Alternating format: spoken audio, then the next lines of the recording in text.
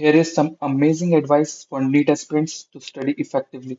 बहुत सारे स्टूडेंट्स मुझसे जेई नीट फिजिक्स ओलंपियाड की गाइडेंस के लिए मिलते रहते हैं, मेल्स भी आती रहती हैं। कुछ हफ्तों पहले हमने इन स्टूडेंट्स को दो मेजर ग्रुप्स में डिवाइड किया। एक तो वो जो बहुत ही हाई परफॉर्मर स्टूडेंट्स हैं, इनमें 8 स्टूडेंट्स थे जिनका मुझे पता है, based on my experience I have जज देयर परफॉर्मेंस, कि अगले सालों में जेई और नीट के अंदर टॉप 10 या टॉप 100 में जगह बना ही लेंगे। और दूसरा ग्रुप जिसमें हमने 12 स्टूडेंट्स को रखा, ये ऐसे स्टूडेंट थे जो एवरेज या बिलो एवरेज स्टूडेंट्स थे, जिनकी परफॉर्मेंस ही वीक नहीं थी, वो अपनी पढ़ाई मैनेज भी नहीं कर पा रहे थे। वो करना बहुत कुछ चाहते थे, लेकिन प्रैक्टिकली बैकलॉग बढ़ता जा रहा है। कभी मोटिवेट होकर कुछ करते हैं, कभी कुछ करते हैं, लेकिन चीजें बिखर रही थी। सो माय डियर स्टूडेंट, आप भी ये बात समझते हैं, एक लेवल के बाद मोटिवेशनल टॉक काम नहीं करती, प्रैक्टिकल सॉल्यूशंस काम करते हैं। That's what I am going to share in this video, कि कैसे उन 12 स्टूडेंट्स में से 9 स्टूडेंट्स पिछले 5 हफ्तों में ऐसे ट्रैक पे आ चुके हैं, they are in the race to compete with very high performer. सबसे बड़ी चीज, उनका कॉन्फिडेंस उस लेवल पे आ गया है, बैकलॉग ऑलमोस्ट खत्म होने के लेवल पे। That's what I am going to share in this video. Stay tuned और ध्यान से समझो जो बातें हमने इनके साथ करी वो क्या थी और कैसे इनका ट्रांसफॉर्मेशन। इन बच्चों से डिस्कशन किया तो किस तरह के फीडबैक मिले और इन्हें कैसी डायरेक्शंस दी गई फॉर देयर ट्रांसफॉर्मेशन।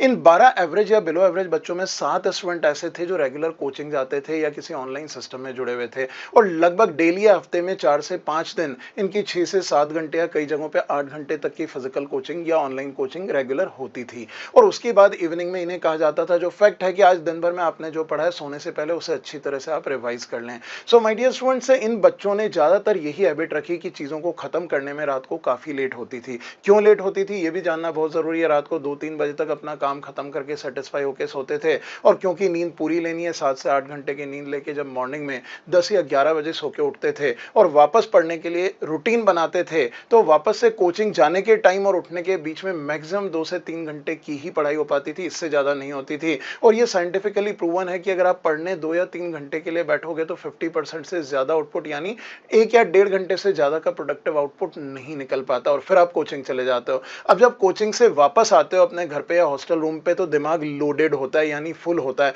इस फुल दिमाग को अगर आप अगले 6-7 घंटे लगातार मेहनत करते जाओगे, उस ओवरलोडेड दिमाग में ओवरफ्लो शुरू हो जाएगा, और आप ये मान के चलिए प्रोडक्टिव आउटपुट वापस से कम आएगा। सो आप कितनी भी कोशिश करें, आपको लगेगा आप बहुत पढ़ रहे हैं, लेकिन दिन भर का प्रोडक्टिव आउटपुट आपका 3 घंटे या 4 घंटे से ज्यादा नहीं आता। और यही चीज हमने एनालाइज किया कि इन लोगों की अंडरस्टैंडिंग, कई एक्सपेरिमेंट करने के बाद पता चली कि एक दिन में 3 या 4 घंटे से ज्यादा की ग्रास्पिंग इनकी नहीं है, लगता भले कितनी भी पढ़ाई कर रहे हैं। दूसरी ओर जब हाई परफॉर्मर स्टूडेंट्स को देखा, तो उनके टाइम मैनेजमेंट का सबसे जो खास फैक्टर था, वो सबसे खास फैक्टर था यहाँ पे उनका टाइम का डिस्ट्रीब्यूशन। कुछ बच्चे जो अर्ली मॉर्निंग उठते थे, वो 4 या 4:30 बजे से लेकर 2 बजे तक, यानी लगभग 8 घंटे से ज्यादा की स्टडीज मॉर्निंग में एट ए स्ट्रेच निकालते थे, तो भी उनका प्रोडक्टिव आउटपुट 5 से 7 घंटे तक निकलता था, जितनी आपकी हैबिट्स अच्छी हैं, क्योंकि लंबे स्पैन के अंदर आपका कंसंट्रेशन लेवल धीरे धीरे हैबिट से बढ़ता है। उसके बाद जब कोचिंग जाते हैं, कोचिंग से आने के बाद उनका टारगेट ये रहता था कि आज दिन में जो भी क्लासेस हुई हैं, सिर्फ उनके नोट्स को रिव्यू करेंगे,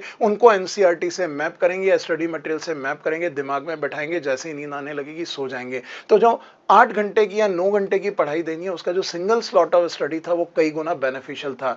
कई स्टूडेंट इन हाई परफॉर्मर में ऐसे भी थे जो रात को पढ़ते थे, लेकिन कब? जब उनका कोचिंग इंस्टीट्यूट का क्लासेस नहीं होता था। इन दैट केस दिमाग ओवरलोडेड नहीं है, तो अगर रात को पढ़ाई करनी भी है, तो in that case at a stretch दिन के अंदर 2 स्लॉट 6-6 घंटे के निकाल लिए, उससे काफी अच्छा फायदा होने लगा। But I strongly suggest my dear student, routine को स्टैटिक रखें, चाहे मॉर्निंग का हो चाहे इवनिंग का हो, लेकिन जिस दिन आपकी क्लासेस हैं, right after classes it is not advisable to spend 6 to 8 hours. आपका प्रोडक्टिव आउटपुट कम होता चले जाएगा। अब सबसे बड़ी बात माय डियर स्टूडेंट्स, इन बच्चों ने, जो एवरेज परफॉर्मर्स थे, इन्होंने अपने रूटीन को, टाइम मैनेजमेंट को रीडिस्ट्रीब्यूट किया। फाइनली कुछ ही हफ्तों में इनका आउटपुट इतना जबरदस्त बढ़ने लगा, दिमाग का रिटेंशन बढ़ने लगा, मेमोरी फोटोग्राफिक ट्रांसफॉर्म होने लगी। और ये बातें जो मैं आपको बता रहा हूं, आप अगर इस बात को समझ पा रहे हैं, तो सिंगल स्ट्रेच के अंदर स्टडी आवर्स को बढ़ाइए।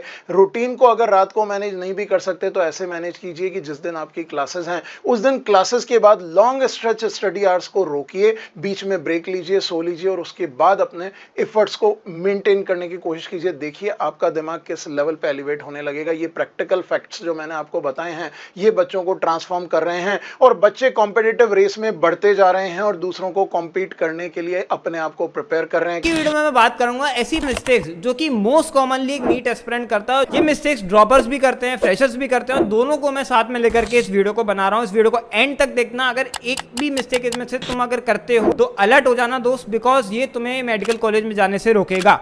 Starting with the first mistake, reading unnecessary books. जब हम 11th क्लास में आते हैं तो हमें लगता है कि हम तो बहुत सारी किताबें पढ़ेंगे, एनसीईआरटी तो बहुत सिंपल किताब है, लेकिन असलियत ये है कि जो टॉपर्स भी होते हैं वो भी सही से एनसीईआरटी नहीं कर पाते। और अगर तुमने एनसीईआरटी सही से कर लोगे ना दोस्त, तो तुम्हारे को कोई रोक नहीं सकता बायोलॉजी में 360 में 360 आने में। अभी नीट 2022 का पेपर हुआ था, उसमें क्वेश्चन आया था मायोटोनिक डिस्ट्रॉफी, तुम्हें स्क्रीन पे दिख रहा होगा। ये क्वेश्चन एनसीईआरटी में से ही था। कई लोग बोलेंगे बाहर से था, नहीं एनसीईआरटी में से था। देखो मैं तुम्हें दिखाता हूँ कहां से था। यहाँ पे तुम जाओगे, ये डायग्राम का क्वेश्चन देखो, इसमें डायग्राम में नीचे लेबलिंग दे रखी है मायोटोनिक डिस्ट्रॉफी। तुमने पढ़ा था? मोस्ट कॉमनली तुमने नहीं पढ़ा होगा। Myotonic dystrophy is autosomal dominant disorder, ये बच्चों को नहीं पता होता है, पर ये एनसीईआरटी में दिया हुआ है। इस तरीके से तुम्हें एनसीईआरटी पढ़नी है। एक एक डायग्राम, एक एक लेबलिंग से क्वेश्चन उठ के इस बार नीट 2022 में आया है। Mistake number 2, being unaware of the competition. जब हम क्लास 9 10th में होते हैं, अपने स्कूल के टॉपर होते हैं, हमें तो लगता है हम नीट को बहुत अच्छे से फोड़ देंगे। क्लास 10 के कई सारे ऐसे बच्चे होते हैं जो 10 CGPA 95% ला रहे होते हैं। उन्हें उनके माँ बाप को बिल्कुल श्योर होता है कि हमारा बच्चा तो डॉक्टर इंजीनियर बनने वाला है, लेकिन असलियत ऐसा बिल्कुल भी नहीं है। जो 10 CGPA वाले होते हैं उनमें से भी बहुत कुछ बच्चे ही होते हैं जो कि एक्चुअली में डॉक्टर बन पाते हैं, और वो रेशो बहुत कम है। तुम्हारा कंपटीशन बहुत बड़ा है, इसको तुम्हें अकाउंट में लेना रहेगा। इसको अपने दिमाग में तुम्हें एक साइड में रखना होगा कि हाँ तुम्हारा कंपटीशन है और तुम्हें उसके अगेंस्ट तुम्हें तैयारी अच्छे से करनी है अपनी। Mistake number 3, thinking theory is enough. जब हम किसी भी बुक से थ्योरी पढ़ लेते हैं, कई सारे बच्चे सोचते हैं कि अब तो क्वेश्चन प्रैक्टिस का टाइम नहीं है, क्या ही क्वेश्चन प्रैक्टिस करेंगे, हमें तो आ ही गया है, हमने पढ़ लिया। तो लेकिन ऐसा बिल्कुल भी नहीं है। मैंने कई सारे टॉपर्स का इंटरव्यू लिया और उनका बस यही कहना था कि हमारा जो ड्रॉप लेने का रीजन था वो यही था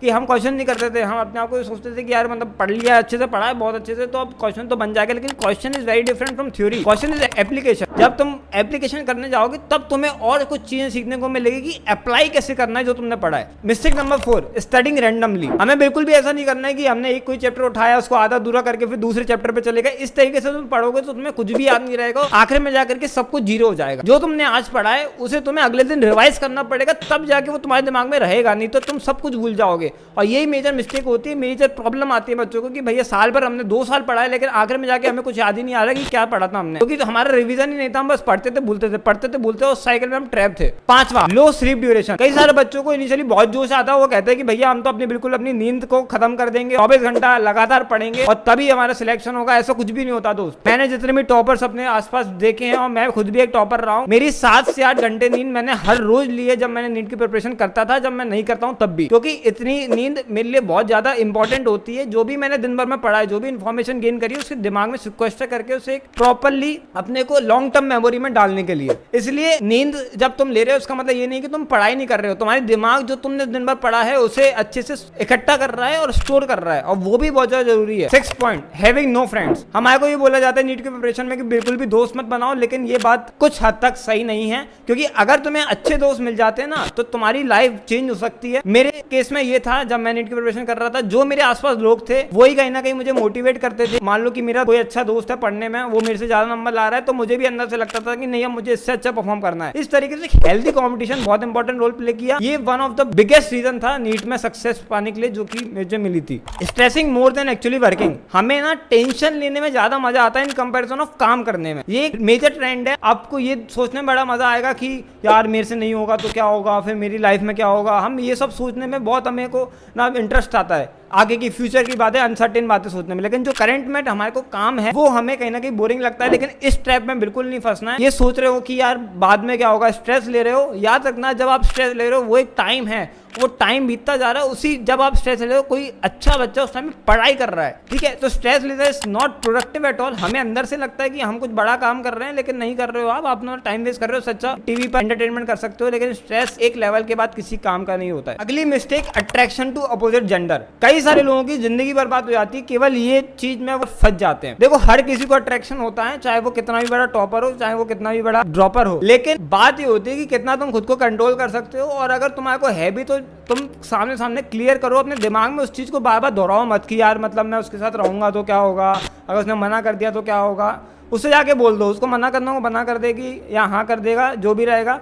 उसके बाद जैसा भी होगा तुम कर सकते हो डिस्कस। लेकिन अगर तुम ये चीज में अपना टाइम बर्बाद करोगे कि मुझे पसंद है तो क्या करूं क्या नहीं करूं, तो उससे तुम्हारा टाइम वेस्ट होना है। अगली मिस्टेक, नॉट डूइंग रिवीजन। जैसा कि मैंने आपको बताया, revision is the most important thing जो कि आपको करना है। अगर आप रिवीजन नहीं करते हो तो जो आपने पढ़ा है वो भी एक तरीके से जीरो हो जाएगा और आपको फिर से पढ़ना पड़ेगा, फिर से रिवाइज करना पड़ेगा। ये आपको करना है कि आपने जैसे जो पढ़ा है अगले दिन फिर से उसे पढ़ लेना है। Next mistake, ignoring PYQs। मैं आपको अपना एक्सपीरियंस बताता हूँ। मैं अभी नीट 2022 का पेपर देख रहा था, उसमें आधे क्वेश्चन तो मुझे PYQ के मिल गए थे जो कि प्रीवियस ईयर से आए हैं बायोलॉजी में। तो ये लेवल होता है PYQ का। अगर आप PYQ भी अच्छे से करके जाते हो आपको नीट में बहुत हेल्प मिलेगी। अगली मिस्टेक, नॉट आस्किंग डाउट्स। हम लोग शर्म के मारे डाउट्स नहीं पूछते टीचर से कि टीचर हमारे बारे में क्या सोचेगा, हमारे बैचमेट हमारे बारे में क्या सोचेंगे कि हमें ये इतनी सिंपल चीज नहीं आती। बट बिलीव मी, मैं एज अ टॉपर था लेकिन तब भी मैं बहुत डाउट पूछता था। मेरी क्लास में बहुत मजाक उड़ाया जाता था इस बात पे कि पार्थ उल्टे सीधे डाउट पूछता है। लेकिन वही बच्चे जो मेरे पे हंसते थे उनके सिलेक्शन नहीं हुए और मैं अच्छी रैंक लेकर के आया। मुझे क्योंकि खुद पे विश्वास था कि कैसा भी डाउट हो, कितना ही मजाक उड़े, आकर में आगे what actually matters is selection और आपकी क्या रैंक आती है, और उसी के लिए मुझे मेहनत करनी है। Next mistake, always see solution. हम कोई भी क्वेश्चन करने जाते हैं, अगर हमें नहीं आता है हम तुरंत सॉल्यूशन देख लेते हैं। ऐसा बिल्कुल भी नहीं करना है। आपको टाइम देना है, 10-10, 15 मिनट दो, लेकिन उसको सोचो कि कैसे फिर में वो जो क्वेश्चन है उसका सॉल्यूशन आएगा। अगर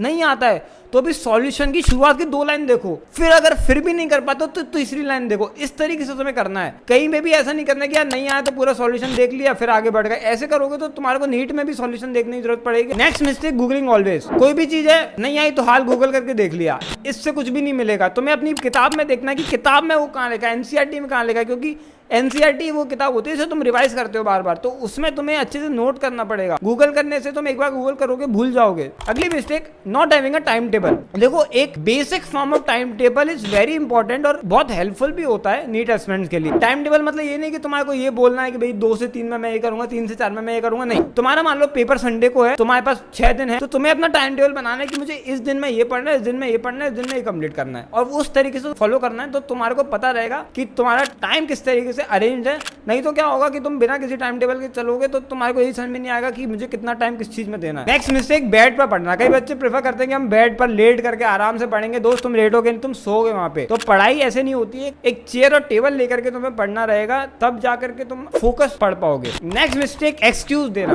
कुछ भी छोटी मोटी चीज होती है कि भाई तुम्हारे मार्क्स कम आ रहे हैं तो तुम एक्सक्यूज दे दोगे कि सर हमारे को ज्यादा पढ़ा रहे हैं, या सर को पढ़ाना नहीं आता, या हमसे जल्दी पढ़ा रहे हैं, ज्यादा चल रहे हैं आगे। ये सब कोई एक्सक्यूज नहीं होता दोस्त। तुम्हें सर से आगे चलना चाहिए, ये स्पिरिट रखो। तो जब मैं 12th में था तो मुझे पता था कि 12th जल्दी से जल्दी खत्म होगा और बहुत प्रॉब्लम हो जाएगी, तो मैं पहले से तैयार था इस चीज के लिए और मैं सर से आगे चलता था। मैं जो टॉपिक सर ने भी पढ़ा उसे पहले ही पढ़ के जाता था और उनके क्वेश्चन भी सॉल्व कर लेता था। तो इस चीज को तुम्हें बनाना होगा। हमें सर के बराबर तो चलना ही चलना है और अगर हो सके तो आगे चलो। तो ये सारी कॉमन मिस्टेक्स है जो कि एक नीट एस्पिरेंट करता है, जो उसे रोकता है मेडिकल कॉलेज में जाने से। तो इसको अच्छे से फॉलो कर। कोई एक्स्ट्रा ऑर्डिनरी चीज करके सिलेक्शन नहीं होता है। सिर्फ ऑर्डिनरी चीजों को रिपीटेड वे में सेम ट्रैक में कंसिस्टेंट होके करना पड़ता है और कंसिस्टेंसी गायब होती है हम सब में।